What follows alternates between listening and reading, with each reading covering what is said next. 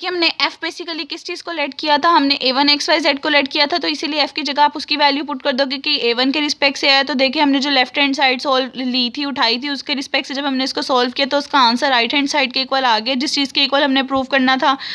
तो एक x Y plane के लिए आप लोगों ने इस चीज़ को प्रूव कर लिया। सिमिलरली कहोगे कि वाई जेड की बात करो या आप लोग जेड एक्स की बात करो, तो उसके रिस्पेक्ट से आपकी ये दोनों टर्म्स इक्वल होती हैं, ये दोनों तीनों टर्म्स इक्वल होती हैं। इसको अलग अलग इक्वेशन का नेम दे दोगे, उसके बाद इन तीनों को ऐड कर दोगे, तो ऐड करने के बाद स्टोक्स थ्योरम में जो चीज़ प्रूव करनी थी बच्चों, वो चीज़ आपकी प्रूव हो जाएगी। अब उसके बाद नेक्स्ट आपके पास रेक्टेंगुलर फॉर्म आ जाती है स्टोक्स थ्योरम की। रेक्टेंगुलर फॉर्म में ये होता है कि स्टोक्स थ्योरम को आप लोग डिफरेंट फॉर्म में किस तरह लेके जा सकते हो। रेक्टेंगुलर की फॉर्म में बच्चों आप लोगों ने डायरेक्शन को साइन डिस्कस करने हैं कि अगर आप उसे cos alpha cos beta cos gamma की फॉर्म में लेके चले गए हो।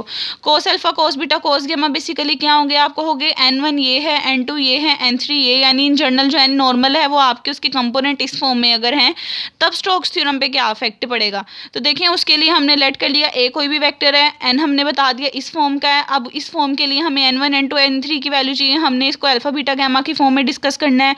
अल्फा बीटा गैमा की फॉर्म में डिस्कस करेंगे तो आप कहोगे कि अगर मैं इसकी n की डॉट प्रोडक्ट लूँ i के साथ, तो मेरे पास n1 की वैल्यू आएगी, और वो जो n1 की वैल्यू होगी वो कोस अल्फा होगी।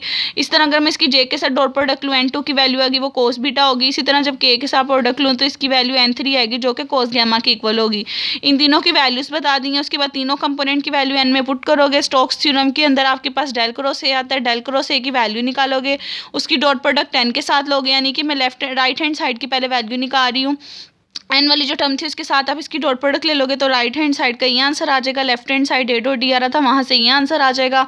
अब आप इसके ऊपर इंटेग्रल्स जो आपको स्टोक्स थ्योरम में कहीं हुए वो अप्लाई करोगे, तो आप कहोगे अकॉर्डिंग टू स्टोक्स थ्योरम अगर आप उसे रेक्टेंगुलर फॉर्म में लेके जाओ तो वो बच्चों आपके पास इस फॉर्म में चेंज हो जाता है। लेफ्ट हैंड साइड पे कोई असर नहीं पड़ता, लेकिन राइट हैंड साइड पे जहाँ एन डी एस आ रहा था वहाँ एन की जगह आई जे के की जगह आपके पास cos alpha cos beta cos gamma आ जाएगा। अब नेक्स्ट इससे रिलेटेड बच्चों आपके पास एग्जाम्पल नंबर 15 है। एग्जाम्पल नंबर 15 में आपसे कहा आपने वेरीफाई करना है स्टोक्स थ्योरम को। वेरीफाई के लिए मैं आपको पहले भी बता चुकी हूँ, आप लेफ्ट हैंड साइड भी सॉल्व करते हो, राइट हैंड साइड भी सॉल्व करते हो, और लेफ्ट हैंड साइड और राइट हैंड साइड का आंसर आपका सेम आना चाहिए। एक साइड तो बच्चों लाइन इंटेग्रल की होगी, उसके लिए देखें ए आपको दिया हुआ है, डी आर आप खुद देखोगे वो d x d y d z होगा आपके पास, मल्टीप्लाई करोगे। अब करने के बाद आपको देखना पड़ेगा यहाँ से आपके पास उसकी लिमिट क्या बनती है और ये किस फॉर्म में जाता है। अब यहाँ पे बच्चों ये डायग्राम है, बेसिकली स्फीयर बताया हुआ है। स्फीयर है तो इसे आप लोग स्फीयर की इक्वेशन की फॉर्म में लेके जाओगे, वहाँ से इसके एक्स वाई जेड की वैल्यू पुट करोगे और इसका एंगल बताओगे। बच्चों स्फीयर की इक्वेशन आपके पास होती है x equals to cos theta, y equals to sine theta और जेड इक्वल्स टू 0, और स्फीयर का एंगल 0 से 2 पाई तक होता है। ये सारी सब्सटीट्यूशन आप इसके अंदर पुट करोगे तो इसके रिस्पेक्ट से जब लेफ्ट हैंड साइड सोल्व करोगे, करने के बाद इसका आंसर आपके पास आ जाएगा पाई।